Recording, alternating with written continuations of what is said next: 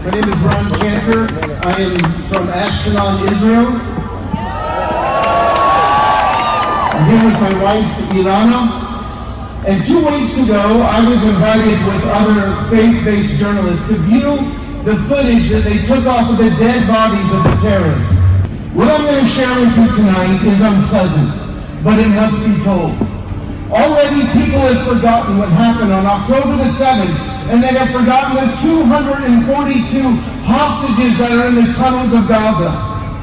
A young woman at a pro-Palestinian rally, just a few weeks after the massacre, somebody asked her, what do you think of the Hamas invasion of Israel? And she did not know what they were talking about. Hamas invaded Israel on the 7th of October. What was your initial reaction to that?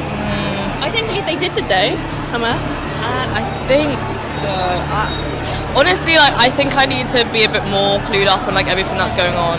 So I feel like I'm not really qualified to answer that too well. I mean, I'm not sure if I've seen anything that shows that that's actually happened or actually correct. In the Hamas footage, I saw a father. Him and his 2 sons, 6:30 in the morning, they ran in their underwear outside into a safe room.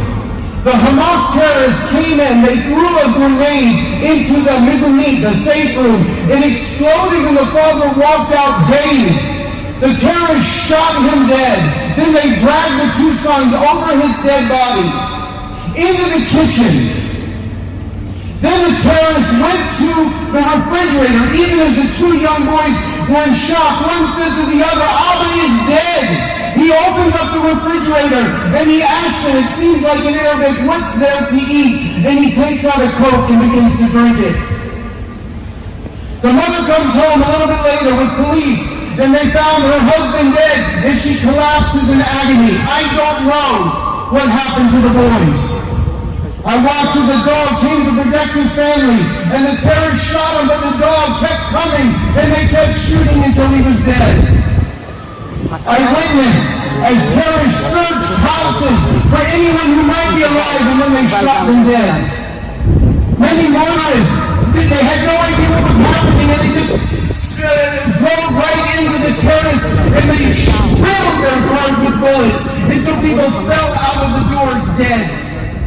U.S. Secretary of State Anthony Blinken, he talked about a woman whose breasts were literally chopped off while she was alive.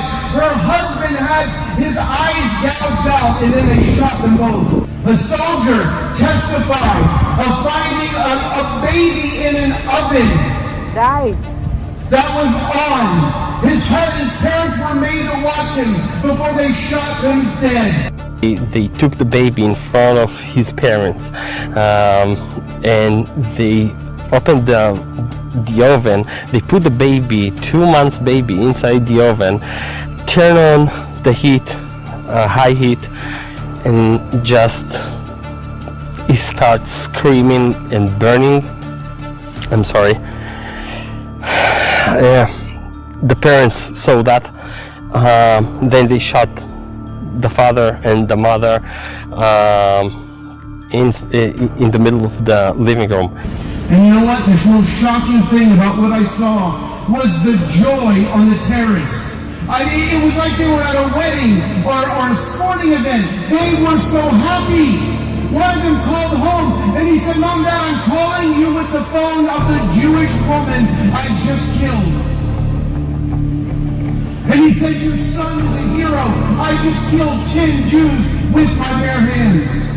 شوف كيف قتلت بيدي يابا، ابنك قتل يهود، هاي دخلت فيني يابا. الله اكبر، ربنا يحميك يا رب، ربنا يحميك يابا، ربنا يحميك يابا. يابا خلك من جوال يهودية، قتلته وقتلت جوزها، عطوا بيدي يابا، الله اكبر، يابا عطوا بيدي قتلت، يابا افتح الوقت شوف كيف قتلت يابا، افتح بدك عليك وقت قول له وين روح، ربنا يوفقك بالسلامة.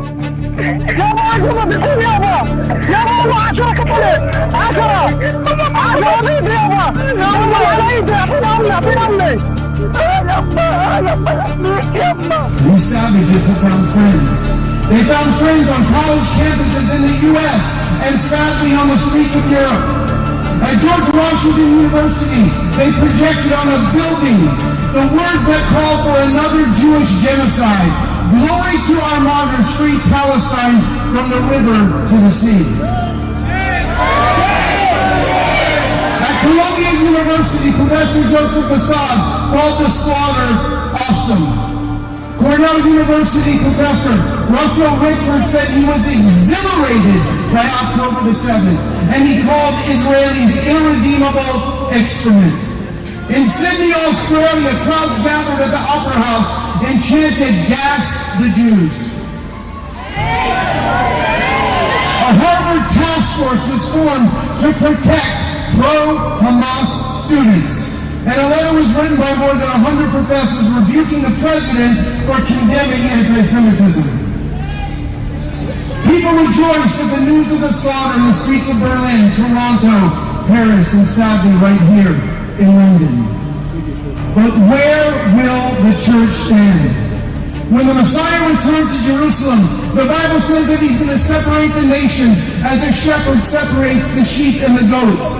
He will ask them, how did you treat my physical brothers, the Jewish people?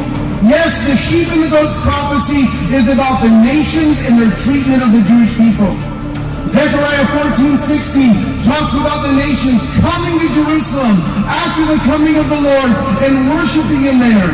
That is the time when the Lord will ask them about their treatment of the Jewish people.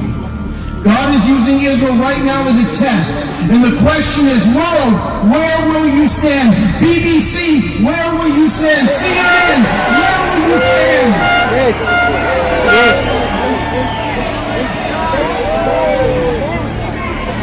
I have to say that I have been amazed at the response of the believers all over the world, how they have stood with the Jewish people.